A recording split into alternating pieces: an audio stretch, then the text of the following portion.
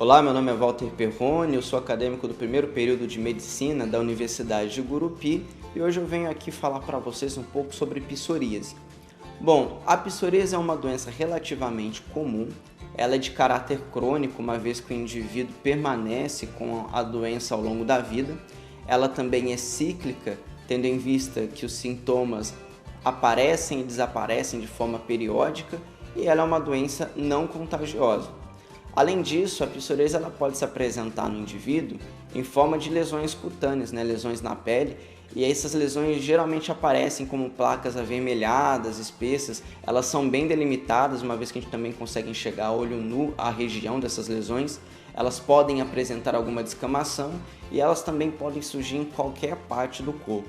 Embora a psoríase ainda seja de causa desconhecida, a ciência sabe que ela pode estar relacionada ao sistema imunológico e às alterações com o ambiente, e também pode estar relacionada aí à suscetibilidade genética.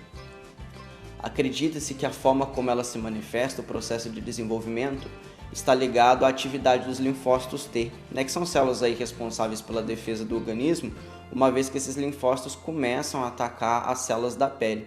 E esse ataque pode desencadear uma resposta imunológica, e essa resposta imunológica pode dar início ao processo inflamatório dos vasos sanguíneos.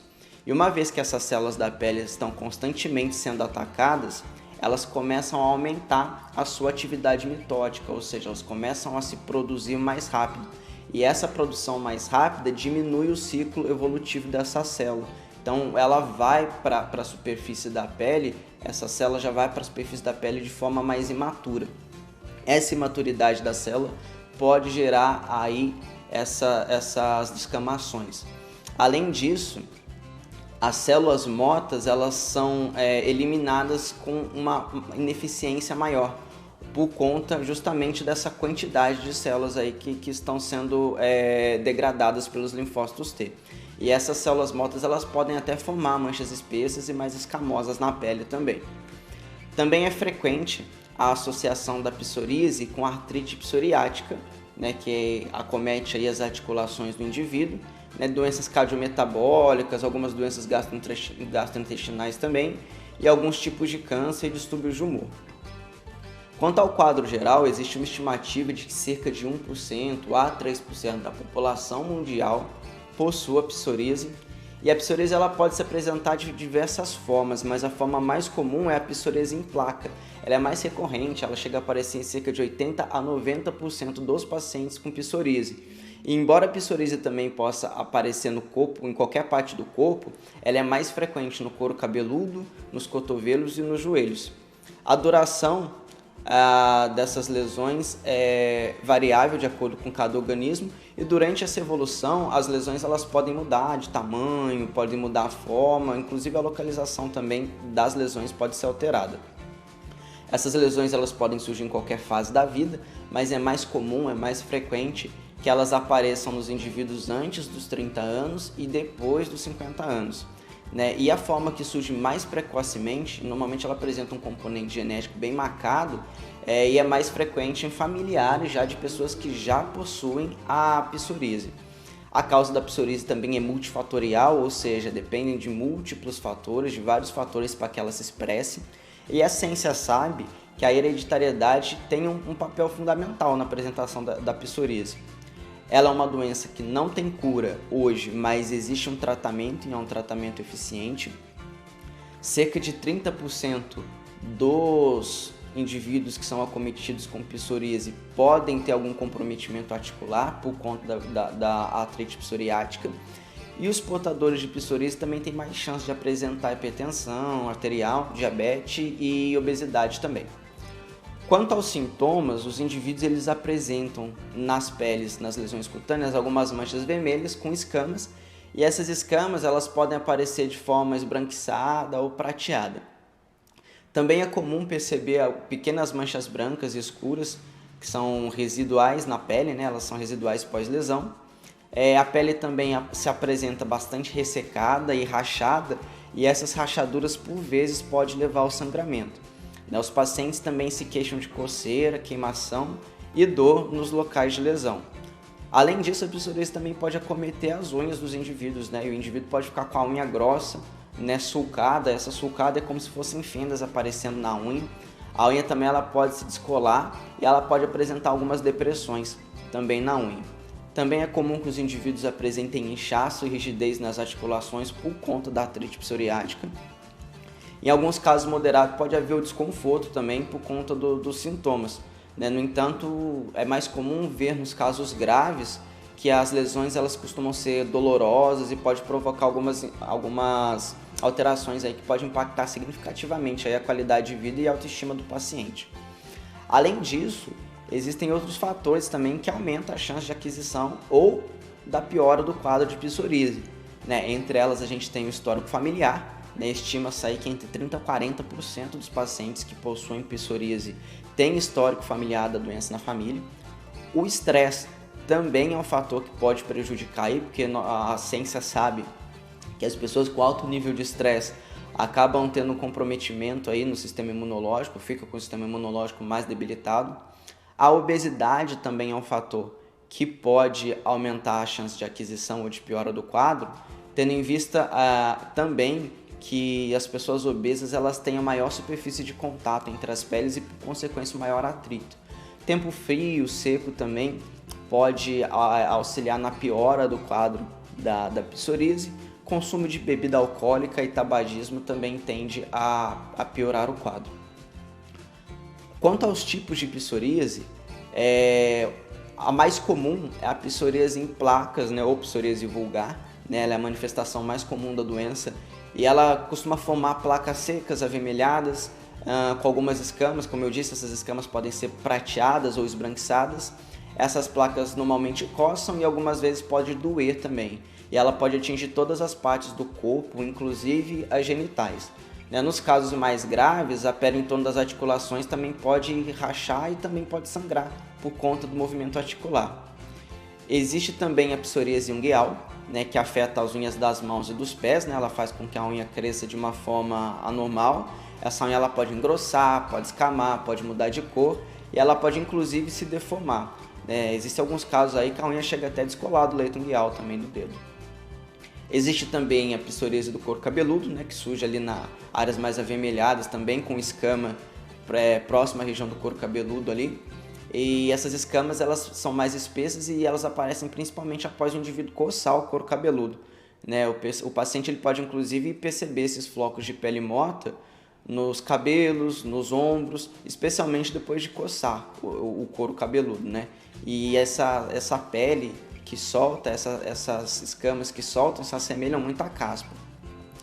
Existe também a psoríase gutata, né? Normalmente ela é desencadeada por algumas infecções bacterianas, aí, por exemplo, infecção de garganta.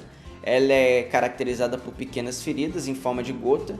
Ela normalmente acomete o tronco, o braço, as pernas e o couro cabeludo também. Essas feridas já são feridas cobertas por uma escama mais fina, né? Diferente das placas típicas comuns, que são mais grossas, e ela normalmente acomete crianças e jovens antes dos 30 anos de idade. Existe também a psoríase invertida, que atinge áreas úmidas, né? Normalmente axila, virilha, embaixo do seio, ao redor dos genitais, né? São psoríases que podem aparecer bastante em pessoas com quadro de obesidade por conta do atrito entre a pele. São manchas inflamadas e vermelhas e o quadro ele pode se agravar bastante quando também existe sudorese excessiva na região, junto com o atrito. Existe também a psoríase pustulosa, né? Nessa forma aí já pode acontecer manchas, bolhas também. Essas bolhas elas podem, ou pústulas, né? E elas podem vir com pus. Ela pode aparecer em todas as partes do corpo ou também em áreas menores, né? Pode aparecer nas mãos, nos pés, no dedo, né? E já é chamada psoríase palmo-plantar.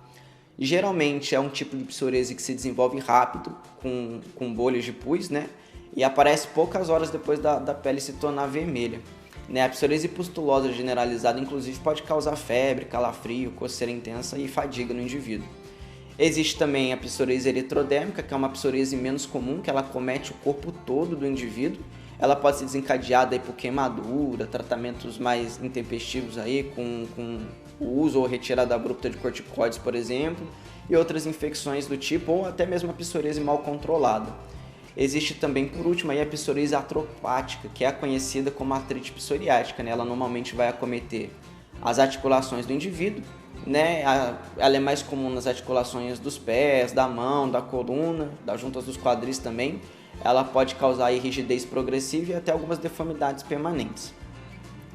Quanto à histopatologia da doença, é comum a gente perceber a hiperceratose das células, né? Ou seja, um espessamento maior do processo de queratinização da célula.